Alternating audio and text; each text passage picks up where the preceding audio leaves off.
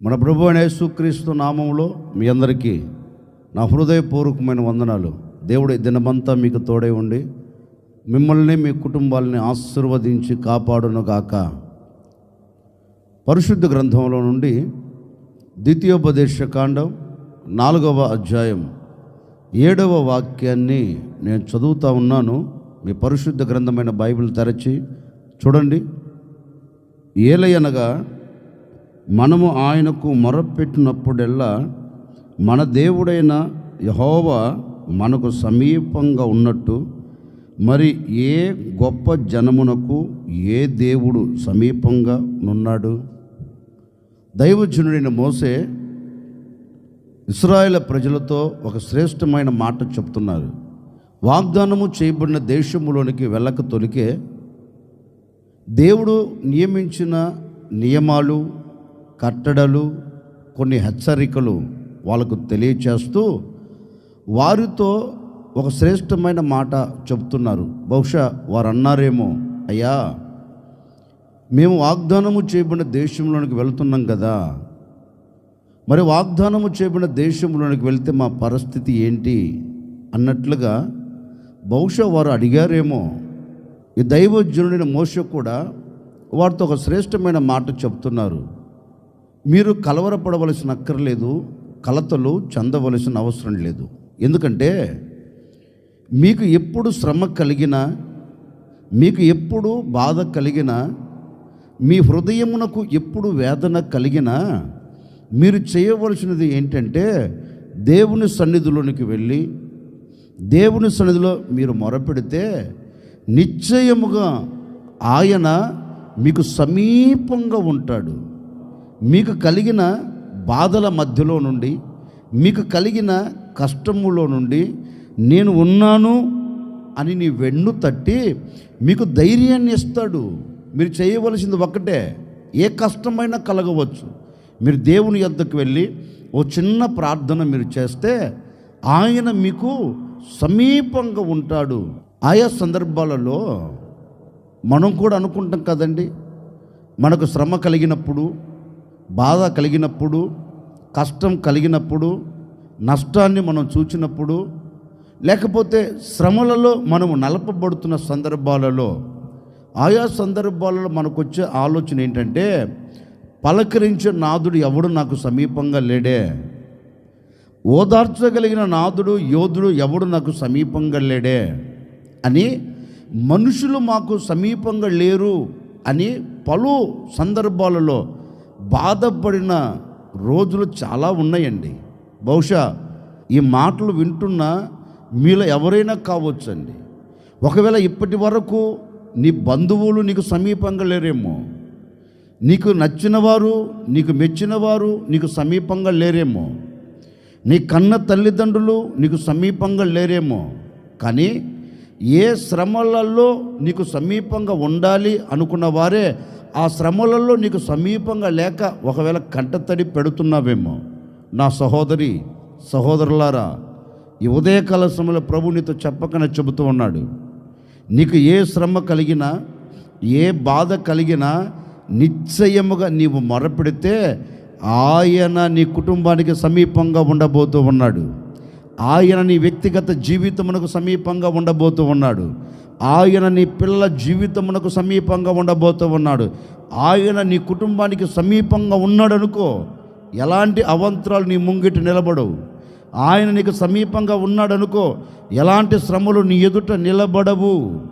ఆయన నీకు సమీపంగా ఉన్నాడనుకో, ఎలాంటి అవంతరాలు కానీ, ఆటంకాలు కానీ, ఆటుపోట్లు కానీ, ఏ పరిస్థితుల ప్రభావాలు విభిన్నంగా మలచబడి ఒకవేళ నీ ఎదుట సింహాసనం వేసుకుని కూర్చున్నాయేమో నేటి వరకు, ఈరోజు నీవు మొరపెడితే నీకు కలిగిన వాటన్నిటిలో నుండి నీవు దేవునికి ఈరోజు మొరపెట్టగలిగితేనండి, నిశ్చయముగా నా ప్రభు నీకు సమీపంగా ఉండి వాటన్నిటి మీద నీకు జయమును కలగ చేయబోతూ ఉన్నాడు. నీ బాధలో నీకు సమీపంగా ఉండబోతూ ఉన్నాడు. నీ కష్టములో నీకు సమీపంగా ఉండబోతూ ఉన్నాడు. నీ నష్టములో నీకు సమీపంగా ఉండబోతూ ఉన్నాడు. నీ కన్నీళ్ళ మధ్యలో నీకు సమీపంగా ఉండబోతూ ఉన్నాడు. నీకు కలిగిన వాటన్నిటిలో నా దేవుడు నీకు సమీపంగా ఉండబోతూ ఉన్నాడు. అందుకే పరిశుద్ధ గ్రంథంలో కూడా చక్కని మాట రాయబడిందండి. దేవుని పేరు పెట్టబడిన ప్రజలు బబులోను దేశానికి చెరపట్టబడి వెళ్ళారండి. శత్రువులు వారిని తీసుకుని వెళ్ళారు. వెళ్ళిన తర్వాత ఆ దేశంలో ఒక ఆజ్ఞ జారైంది. ఏ ఆజ్ఞ జారైందంటే, నిశ్చయముగా ఇది చేయకపోతే, ఇలా ఉండకపోతే, ఇలా నడవకపోతే అగ్నిగుండములో వేయబడతారు అని ఒక ఆజ్ఞ జారైందండి. ఆజ్ఞ జారైంది. కానీ ఆ ప్రాంతానికి వెళ్ళిన ఈ యవనులు ఏమీ రాజు ఇచ్చిన ఆజ్ఞకు తల వంచలేదండి. తల వంచకుండా దేవుని సన్నిధిలో దేవునికి మాత్రమే వారు ప్రార్థన చేస్తూ, దేవునిని మాత్రమే వాళ్ళు ఆరాధిస్తూ వెళుతున్నారు. ఈ సంగతి రాజుగారికి తెలిసి, రాజుగారు ఉద్రేకుడై, ఆవేశపరుడై ఉన్న అగ్నిని 7 అంతలు పెంచేశాడండి. ఇక ఏం చేస్తాం? అందరూ అనుకుంటున్నమాట, అందరూ తలంచుతున్నమాట, ఇక వీరు బ్రతకరు, వీరు ఇక ఖచ్చితంగా అగ్నిలో కాల్చివేయబడతారని అందరూ ఎదురు చూస్తున్నారండి. ఎప్పుడు వేస్తారా, ఎప్పుడు వీరు కాలిపోతారా అని చూచేవారు లేకపోలేదు, అయ్యో పాపం అనేవారు లేకపోతే అందరూ ఉన్నారు అక్కడ. వీరిని పట్టుకొని వెళ్ళి ఆ అగ్నిగుండంలో పడేశారండి.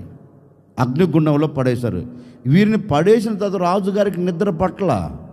అగ్నిగుండం దగ్గరికి వెళ్ళి చూస్తే వీరితో పాటు వారి మధ్యలో ఎవరు ఉన్నారంటే, వీరిని నిర్మించిన సృష్టికర్తైన దేవుడు వారి మధ్యలోకి దిగివచ్చాడు. ఈ యవనస్తులు చెరపట్టబడి బానిసలుగా వచ్చి బానిసత్వంలో నడిపించబడుతున్న ఈ యవనస్తులు అగ్నిగుండంలో వేయబడితే, ఈ యవనస్తులకు దేవుడు తోడుగా, అంటే సమీపంగా ఉండి, ఎందుకు దేవుడు వీరికి సమీపంగా ఉన్నారు అంటే, వీరి నోట జారవలన మాట్లాడి తెలుసా, రాజు నీవిచ్చిన ఈ ఆజ్ఞకు మేము శిరస్సు వంచం, ఈ అగ్నిగుండములో నుంచి మా దేవుడు తప్పక మమ్మల్ని రక్షించగలడు. ఎందుకంటే మేము ఆరాధించే దేవుడు, మేము మొరపెడితే మాకు సమీపంగా ఉంటాడు, మేము మొరపెడితే మా ప్రక్క నిలబడుతాడు, మేము మొరపెడితే మాకు సమీపంగా ఉండి ఉత్తరం ఇవ్వగలిగిన దేవుడు, ఈ అగ్నిగుండము నుంచి మా దేవుడు మమ్మల్ని తప్పిస్తాడయ్యా అని రాజు ఎదుట సవాలు చేశారండి. బహుశా ఈ యవనస్తులు దేవునికి మొరపెట్టారండి. దేవునికి మొరపెట్టిన మరుక్షణమే ఎక్కడ తెలుసా, అగ్నిగుండంలో వారితో ఉండుటకు సింహాసనం విడిచి వారి మధ్యలోనికి దిగి వచ్చి, వారికి హాని కలగకుండా దేవుడు తన సురక్షితమైన రెక్కల నీడలో దేవుడు దాచి కాపాడాడు. ఎలాంటి హాని కలగలేదు. ఇప్పుడు నేను చెప్పాలి అనుకున్న మాట ఏంటంటే, అగ్నిగుండంలోనికి దిగి వచ్చి వారికి సమీపంగా ఉన్న దేవుడు నీ శ్రమల మధ్యలోకి దిగి రాడా? నీ శ్రమలలో నీకు సమీపంగా ఉండడా? అగ్నిగుండంలో సమీపంగా నిలిచి హాని కలగకుండా కాపాడిన దేవుడు నీ కష్టములో, నీ కన్నీళ్ళ మధ్యలో, నీ బాధల మధ్యలో, నీ శ్రమల మధ్యలో నీకు సమీపంగా ఉండి నిన్ను కాపాడలేడా? నిశ్చయముగా ఆయన కాపాడుతాడు. ఈరోజు నీకు కలిగిన వాటన్నిటిని బట్టి మొరపెట్టి చూడు. ఈరోజు నా ప్రభు నీ పట్ల ఒక అద్భుతం జరిగించబోతూ ఉన్నాడు, నీకు సమీపంగా ఉండబోతూ ఉన్నాడు. ఆయన సమీపంగా ఉండి అగ్నిగుండమును చల్లార్చినట్లుగా, అగ్నిగుండమును అణిచివేసినట్లుగా ఈ దినము ప్రతి ఆటంకాలన్నింటి నా దేవుడు అణిచివేయబోతూ ఉన్నాడు. ప్రతి శ్రమను అణిచివేయబోతూ ఉన్నారు. ప్రతి ఆటంకాలను సదునుభూమిగా చేయబోతూ ఉన్నారు. ఈరోజు నువ్వు ఎక్కడికి వెళుతున్నా, ఏ చోట నిలబడుతున్నా జయమునకు నాంది పలకబోతూ ఉన్నావు. నేను ప్రకటించే యేసు నీకు సమీపంగా ఉండబోతూ ఉన్నాడు. నేను ప్రకటించే యేసు నీ ప్రక్క నిలిచి ఉండబోతూ ఉన్నాడు. నీవు మొరపెడితే ఆయన నీకు సమీపంగా ఉండి నీ పట్ల ఈ దినమంతా ఆశ్చర్యమైన కార్యములు జరిగించబోతున్నాడు. ఓ సేవకుడిగా నిన్ను మనసు నేను కోరుకుంటున్నానండి, ఈ దినమంతా నా ప్రభు నీకు సమీపంగా ఉండి ప్రతి ఆటంకాన్ని అణచివేయునుగాక, ప్రతి శ్రమల మధ్య నుంచి తప్పించునుగాక, అన్నిటి మీద నా దేవుడు నీకు జయమును కలగ చేయునుగాక. ఈ దినమంతా నా దేవుడు నీకు సమీపంగా ఉండి నీ ఎడల ఒక నవనూతనమైన కార్యము జరిగించునుగాక. తల్ల వంచునే వచ్చిన ప్రార్థన. ఆశ్చర్యకరుడా మీకు స్తోత్రాలు చెల్లిస్తూ ఉన్నాం.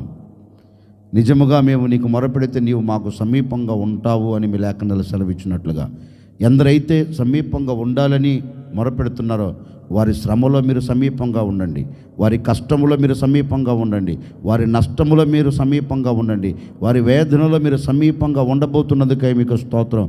ఈ దినమంతా ఈ ప్రజలకు కలుగుతున్న ప్రతి బాధల మధ్యలోంచి వీరిని తప్పించి సాక్షిగా నిలుపుకోమని యేసు నామములో అడిగి వేడుకొనుచున్నాము తండ్రి, ఆమెన్. ఈ దినమంతా నా ప్రభు మీకు సమీపంగా ఉండి మీ ఎదుట నిలబడిన ప్రతి ఆటంకాలు, ఆటుపోట్లు, అవంతరాలు అన్నిటి మీద నా దేవుడు మీకు జయమిచ్చునుగాక.